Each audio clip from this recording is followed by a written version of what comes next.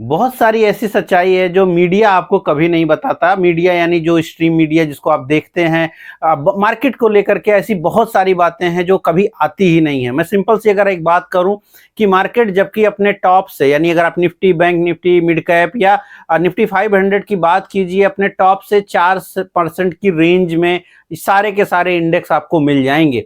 लेकिन ऐसी स्थिति है स्टॉक्स की कि वो आपको देख करके एक अजीब सी फीलिंग होगी, और वो पोर्टफोलियोज की सच्चाई मीडिया में कभी नहीं आती। मीडिया में रोज सिर्फ एक बात है, आप आइए, देखिए, लोग बाई करिए, ये शेयर बाई करिए, वो शेयर बाई करिए, सिर्फ बाई करते चले जाइए। लेकिन कहीं पर भी वो सारी बातें जो एक निवेशक के रूप में आपको जानना चाहिए, वो सच्चाई आपके सामने नहीं आती है।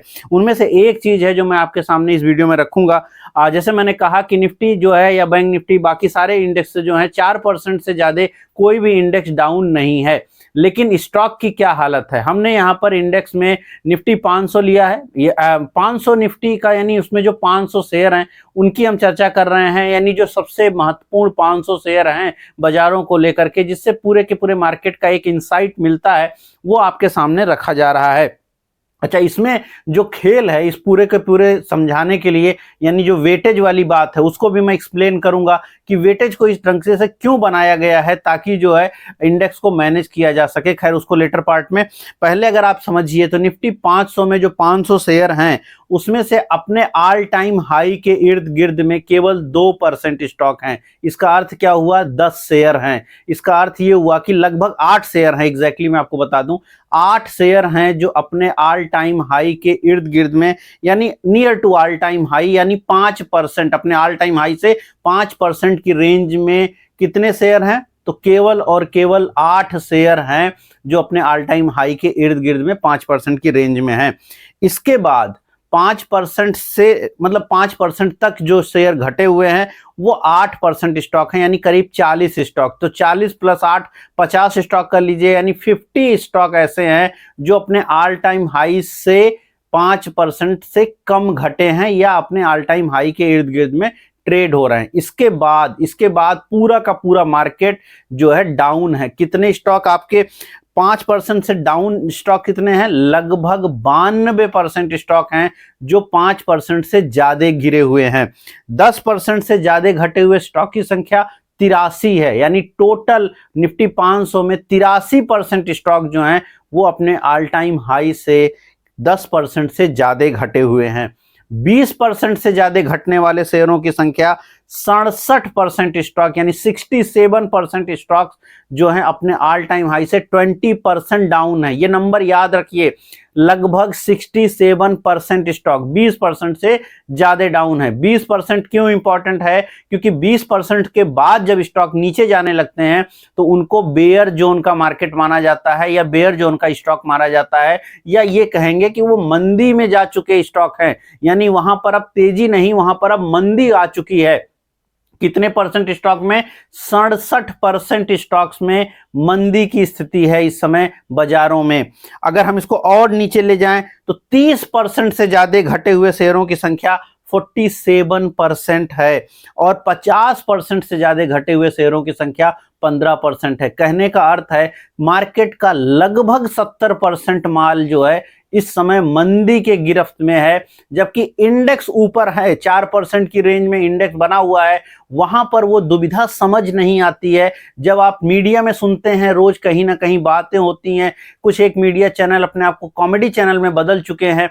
ऐसी स्थिति में जहां हमेशा जोक क्रैक किए जा रहे हैं स्टॉक मार्केट को जोड़ करके, अल्टीमेटली आपको ये समझना पड़ेगा कि आपका पोर्टफोलियो, आपके लिए स्टॉक्स, आपके लिए काम करने वाले जो है चीजें, वो आपको खुद ही खोजनी पड़ेंगी। और उसके लिए जरूरी है कि आप समझें कि हो क्या रहा है, क्योंकि मार्केट में मैनिपुलेशंस होते रहेंगे। मार्केट में आप अगर ये सोचे हैं कि म्यूचुअल फंड आपके लिए पैसा कमा के देगा, वो भी नहीं दे पाएगा, और वो भी नहीं दे पाएगा क्योंकि मार्केट नहीं चल रही है। तो अब मुद्दा ये है कि कमाएगा कौन? कमाएगा वो जो उन 5, 10, 15 स्टॉक को खोज पा रहा है।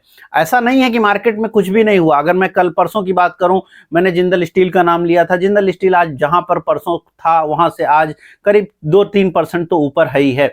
अशोक लीलैंड वहां से ऊपर है। अल्टीमेटली मैं सिर्फ एक एग्जांपल दे रहा हूं, ऐसे बहुत सारे स्टॉक्स हैं जो अपने हाइज के इर्द गिर्द में हैं। अलग अलग स्ट्रेटजी इस मार्केट में लगाना जरूरी है। हो सकता है कुछ लोग जो ऑल टाइम हाई के स्टॉक्स में बात करें, कुछ लोग रिवर्सल पे बात करें। यानी कहने का अर्थ ये हुआ कि आपको सही स्ट्रेटजी जानने की जरूरत है। अदरवाइज क्या होगा, म्यूचुअल फंड के लिए तो ये पूरा का पूरा मार्केट है जिसमें 70% स्टॉक डाउन है, तो म्यूचुअल फंड आपको पैसा बना के नहीं दे पाएगा और ये स्थिति बहुत लंबे समय तक परसिस्ट कर सकती है, इसको भी समझिए। लेकिन मीडिया उस बात को नहीं करेगी। वहां पर रोज वही आएगा, म्यूचुअल फंड सही है, वहां पर वही बातें होंगी कि आप स्टॉक खरीदिए, होल्ड करिए, लिए रहिए, लंबे समय में बन जाएगा पैसा। चूंकि अल्टीमेटली जो सारा लक्ष्य है वो एयूएम को बढ़ाना है। अगर एयूएम नहीं कम होना चाहिए और उसके लिए ही दुनिया भर के एड्स आप देखते रहते हैं। जाहिर सी बात है, अगर कोई चीज अच्छी होती है तो उसको बेचने के लिए इतने ऐड की जरूरत नहीं होती जितना ऐड किया जाता है। खैर वो अलग अलग मुद्दा है और इसीलिए मैं मीडिया पे भी बात कर रहा हूं कि अल्टीमेटली उस ढंग से स्थिति नहीं दिखती है कि जहां पर आपको बहुत मजा आए, यानी बहुत ज्यादा आपके पैसे बनने की स्थिति हो। हाँ ठीक है, वहां ट्रेड्स मिल रहे हैं और वो चीजें हो रही हैं अल्टीमेटली। अब अगर हम यहाँ पे ये समझें तो मार्केट में 70% तकरीबन स्टॉक जो है उनकी कंडीशन ये है कि वो बेयर जोन में है, यानी 20% से डाउन है। और इसीलिए एक साधारण पोर्टफोलियो अगर आपने साल सवा साल पहले बनाया था तो वो तकरीबन 30% की एवरेज फॉल पर है। अगर आपने एक नया पोर्टफोलियो जो कि साल भर के अंदर बनाया है तो भी आपका पोर्टफोलियो 25 से लेके 30% की रेंज में है। अगर आपका पोर्टफोलियो 25% या 20% से कम गिरा हुआ है तो आप यकीन जानिए आपका पोर्टफोलियो ठीक है स्थिति में है, क्योंकि मार्केट की कंडीशन काफी खराब है। हाँ, अब बीच बीच में आपको ट्रेड करने के मौके तो मिल ही रहे हैं। अब अगर हम लोग वेटेज के ऊपर आए तो वेटेज बड़ा इंपॉर्टेंट है। क्यों इंपॉर्टेंट है? क्योंकि यहीं से सारा का सारा इंडेक्स मैनेज हो जाता है। लेकिन जब आप शेयर खरीदते हैं तो आप उस ढंग से कभी नहीं खरीदेंगे जिस ढंग से वेटेज की स्थिति होती है। जनरली आदमी इक्वल वेट पे खरीदता है, यानी हर शेयर में अगर खरीद रहा है तो 20-20 हजार रुपया लगा दे रहा है तो सब में लगा दे रहा है। वो वेटेज के हिसाब से कभी नहीं करेगा। और वेटेज बैंक निफ्टी में भी है, वेटेज निफ्टी में भी है, मिड कैप में भी है, निफ्टी 500 में भी है, निफ्टी आईटी में भी है, सब जगहों पर वेटेज बना हुआ है।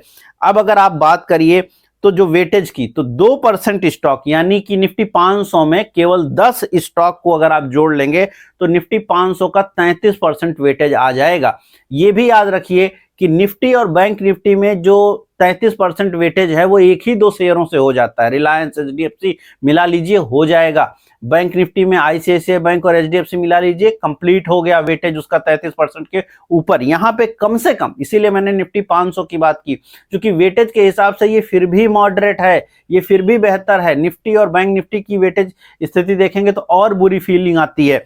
अल्टीमेटली 10 शेयर अगर आप मिला लीजिए निफ्टी 500 के तो यानी 2% स्टॉक केवल, तो वेटेज कितना है? 33%। तो यानी अगर इन 10 स्टॉक को ठीक से संभाल लिया जाए तो निफ्टी 500 आपको बहुत संभली हुई नजर आएगी। निफ्टी के केस में 2 स्टॉक को पकड़ के संभाल लीजिए, रिलायंस, एचडीएफसी, बाजार बिल्कुल आपको अच्छी लगेगी।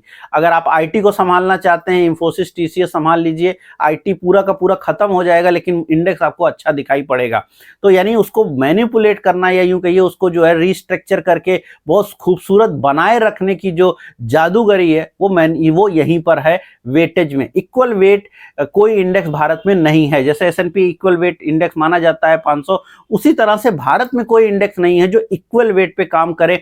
इक्वल वेट इंडेक्स जो होता है मार्केट की सही तस्वीर आपके सामने रखता है। अदरवाइज हम ये कहते रह सकते हैं कि दुनिया के एवरेज में निफ्टी बहुत नहीं घट गई है, बैंक निफ्टी ने तो अभी हाईज लगाए थे, इवन निफ्टी ने भी अभी हाईज लगाए थे, लेकिन पोर्टफोलियोज की हालत अलग है। और ये भारत में 2018 से लेके 2020 के दौरान भी लोगों ने बहुत परेशान हुए हैं। 2017 से लेके 19-20 के जोन में जब मिड कैप और स्मॉल कैप नहीं चलते थे लेकिन इंडेक्स हाईज लगा रहे थे, तो ये वेटेज का कमाल है। इसी सेम कहानी अब वापस से है।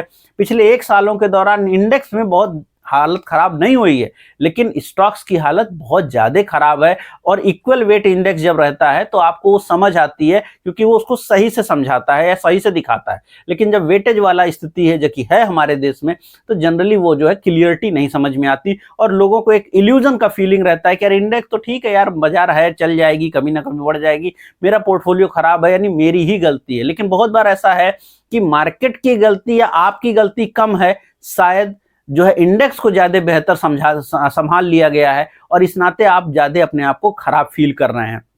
लेकिन पूरी मार्केट की हालत ज्यादा खराब होती है। और इससे दो बातें समझ में आती हैं। मैं इंडेक्स की अगर जो बात कर रहा हूँ वेटेज की, तो 10% यानी 2% स्टॉक, 10 स्टॉक मिला लीजिए 33%, 6% स्टॉक मिला लीजिए यानी 30 स्टॉक के आसपास, तो 51% जो इंडेक्स का वेट है वो कंप्लीट हो जाता है। बैंक निफ्टी के केस में भी आपको पता ही। और 50% अगर 50 स्टॉक मिला लीजिए यानी 10% स्टॉक मिला लीजिए, तो तकरीबन जो है 60 से 65% वेटेज आपका कंप्लीट हो जाता है, यानी उतने में ही इंडेक्स आपका समाप्त हो जाता है। और इसलिए जरूरी है कि अब देखिए, होता ही है कि आप ना तो इक्वल वेट पे काम कर पाएंगे, और कर भी नहीं पाता है, कोई नहीं कर पाता। ना ही आप जो है इग्नोर कर सकते हैं कि नहीं मार्केट कहीं भी जा रही हो, हम अपने स्टॉक पर ही ध्यान देंगे, ऐसा भी करने वालों की संख्या कम है। ये तो पढ़ने लिखने के बाद समझ आती है कि ऐसा करना चाहिए, लेकिन शुरुआत में ये समझ नहीं होती है। उसके बाद दूसरी चीज ये होती है कि आप हमेशा स्टॉक खरीदते हैं, उसको जनरली एवरेज भी कर लेते हैं नीचे घटते हुए, तो वो आपको और अच्छा लगता है, क्योंकि एक मानसिक जो है विचार बना दिया गया है कि जो सस्ता है, जो घट रहा है, जो गिर रहा है, उसको एवरेज कर लो, फिर कभी ना कभी बढ़ जाएगा। तो ऐसी 25 गलतियां आप करते रहते हैं, और उसके नाते आपके पास जो स्टॉक्स होते हैं वो खराब क्वालिटी के, और वो बनते चले जाते हैं, बढ़ते चले जाते हैं। मल्टीपल कारण है, नहीं जानकारी उसका सबसे बड़ा कारण है, चार्टिंग को नहीं समझना। मैंने शुरुआत में कहा कि बहुत जरूरी है कि अगर ये मार्केट मान लीजिए 2 साल अगला ऐसा ही रहे, सब कुछ ना बढ़े। आपने 2021 में 22 में जो बाजार देखी, 23 तक देखी वो बाजार, जिसमें आपके बहुत पैसे बन गए, लोगों के बहुत पैसे बन गए, उस पीरियड में हर स्टॉक चल जाता था। अब अगर मान लेते हैं कि अगले यानी 2017 से लेके 20 के बीच में हुआ, वही सेम चीज अगर मान लीजिए 24 से लेके 28 तक होना है, तो अगले 4 साल अगर मार्केट इसी तरीके की रहे कि वो एक एवरेज आपका 4 से 5% इंडेक्स बढ़े, कुछ एक स्टॉक आपके कम बढ़े, कुछ स्टॉक घटते रहे, यानी मार्केट कुछ खास ना चले, 5% की महंगाई मोटा मोटी आपको सामना करना पड़े, 4% 5% की महंगाई आप झेलें उसको, ऐसी स्थिति में क्या लगता है कि आप बाजार में पैसा कमा लेंगे? शायद नहीं कमा पाएंगे। क्यों? क्योंकि पैसा तो बनेगा वही कुछ मिला के 10 15 16 18 20 स्टॉक में।